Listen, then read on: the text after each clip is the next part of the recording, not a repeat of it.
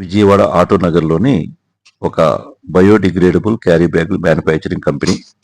ఇక్కడికి ఎందుకెళ్ళానంటే, మనకి కర్రీ పాయింట్లలో రోజుకి కొన్ని కోట్ల కవర్లు వాడటం జరుగుతుంది.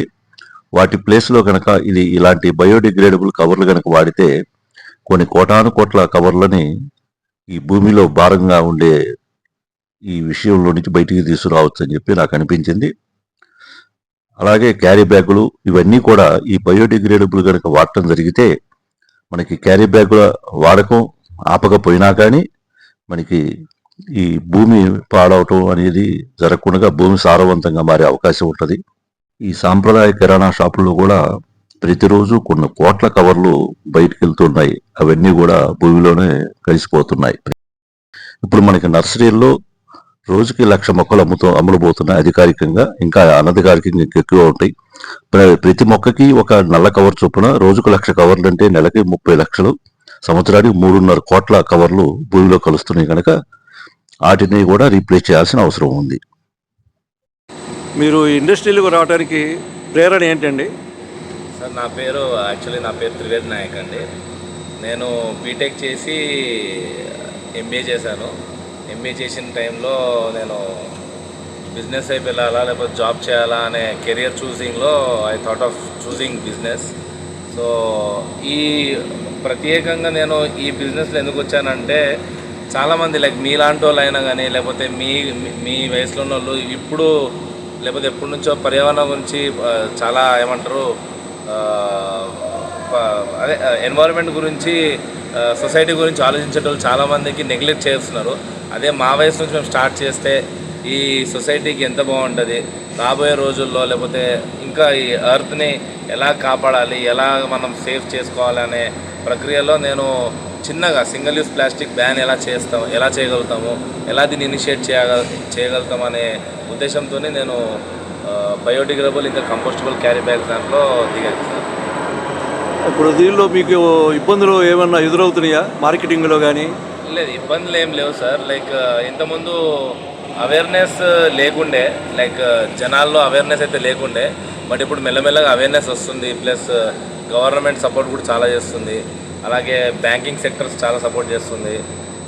మీరు ఎక్కడ చూసినా కూడా ఎనీ సమ్మిట్స్ ఏది చూసినా కూడా దే ఆర్ అరౌండ్ గ్రీన్, అంటే గో గ్రీన్ లేకపోతే ఏమంటారు పర్యావరణానికి సంబంధించింది ప్లాస్టిక్ అయినా కానీ లేకపోతే విపరీతమైన మన పర్యావరణానికి ఏదైతే డిస్టర్బెన్స్ చేస్తుందో, ఏదైతే మన జనాలకి ఏదైతే విరోధంగా ఉందో అవన్నీ బ్యాన్ చేయడానికి ట్రై చేస్తున్నారు. గవర్నమెంట్ అయినా కానీ లేకపోతే మన ఏమంటారు మున్సిపల్ లెవెల్ నుంచి లేకపోతే హైయర్ లెవెల్ వరకు చాలామంది ఈ ప్లాస్టిక్ని బ్యాన్ చేయడానికి ట్రై చేస్తున్నారు. స్వచ్ఛందంగా కూడా కొంతమంది మారాలని చూస్తున్నారు కదా? మారాలని చూస్తున్నారు సార్. అవును. ఇప్పుడు నాది ఒక ఆలోచన అండి. చెప్పండి. ఇప్పుడు ఈ నర్సరీ వల్ల వాడే బ్లాక్ క్యారీ బ్యాగ్స్ కూడా, బ్లాక్ కవర్స్ ప్లేస్లో కూడా మీ ఎకో ఫ్రెండ్లీ కవర్ కనుక పెడితే, కవర్తో సహా కుండీలో నాటేస్తే అది బయోడిగ్రేడబుల్ కదా, కంపోస్ట్గా మారిపోద్ది కదా. దాని గురించి కూడా కొంచెం ఒక నిమిషం చెప్పండి సార్. ఇప్పుడు ఆ కవర్స్ ఎట్లా అంటే సార్, ఇప్పుడు అది భూమిలో పెట్టేస్తాం కాబట్టి, ఇంతకుముందు ఎలా ఉండేదంటే సార్, మీరు ఆ కవర్ అంటే అవగాహన లేక, ఈ టెక్నాలజీస్ రాక, లేకపోతే ఏమంటారు ఈ కవర్స్ని బయోడిగ్రేడబుల్లో ఎలా కన్వర్ట్ చేయాలో తెలియక చాలామంది ప్లాస్టిక్ కవర్స్నే పెట్టేటట్టు. సో ఇప్పుడు ఏమైందంటే, మనము చాలా పదార్థాల నుంచి కవర్స్ తయారు చేయగలుగుతాం. బేసిక్గా కవర్ పర్పస్ ఏంటంటే సార్, మనం తీసుకెళ్లే బరువు ఏదైనా మోయగలిగేది కవరే సార్.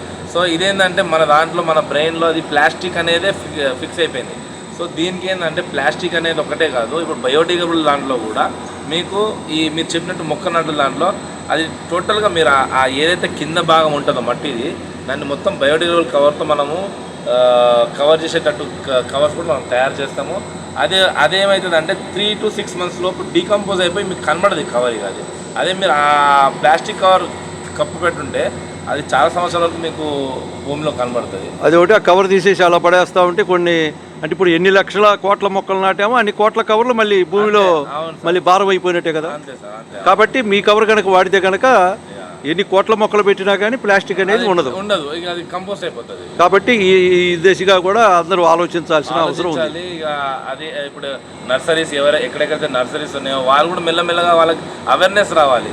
ఎలా అంటే ఇప్పుడు బయోడిగ్రేడబుల్ కవర్ వాడితే దీనివల్ల ఉపయోగం ఏంటి, ప్లాస్టిక్ వాడితే ఉపయోగం ఏంటి, దీనివల్ల మన బెనిఫిట్స్ ఏంటి, దీనివల్ల నష్టం ఏంటి అనేది మనం అర్థం చేసుకొని ఇది చేయాలి. కొన్ని సంస్థలు కూడా ముందుకొచ్చి వీటి గురించి ఉద్యమాలు చేయాల్సిన అవసరం ఉంది. కనుక మీరు చాలా మంచి ఆలోచన తీసుకున్నారు, మంచి నిర్ణయం తీసుకొని ధైర్యం చేసి ఇండస్ట్రీలోకి వచ్చినందుకు అభినందించాలి మిమ్మల్ని.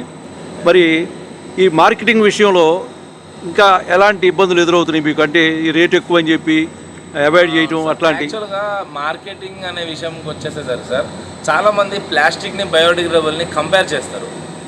దాన్ని కంపేర్ చేయడం అనేది ఫస్ట్ ఆఫ్ ఆల్ మనము అది బ్రేక్ చేసేయాలి. అవును. ఎందుకంటే బయోడిగ్రేడబుల్ మీరు ఒక్కసారి ఆలోచించండి.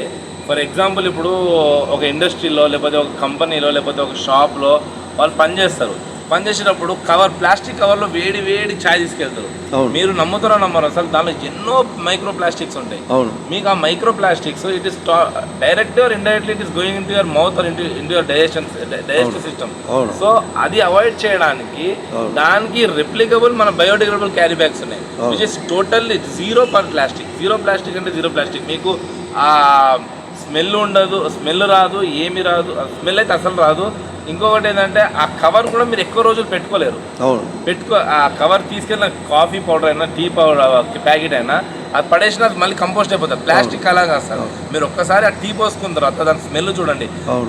నాట్ ఓన్లీ టీ, మీరు సాంబారు, ఇడ్లీ, మనం చేసే బ్రేక్ఫాస్ట్లో బటర్ పేపర్లు ఏదైనా కానివ్వండి, మీరు ఇవన్నీ చూసుకుంటే కానీ ఇవన్నిట్లో మైక్రో ప్లాస్టిక్స్ ఉంటాయి సార్. దట్స్ ద రీజన్ మనము ప్లాస్టిక్కి ఇంకా బయోడిగ్రేడబుల్ కంపోస్టబుల్ క్యారీ బ్యాగ్స్ని కానీ లేకపోతే పౌచెస్ని కంపేర్ చేయకూడదని చెప్పి నేను జనాలకి సూచిస్తాను. అదొకటి, ఇప్పుడు ప్లాస్టిక్ కవర్లు ఎన్ని రకాలైతే ఇప్పుడు సమాజంలో వాడుతున్నామో అన్ని రకాలని మీది రీప్లేస్ చేసే అవకాశం ఉందా?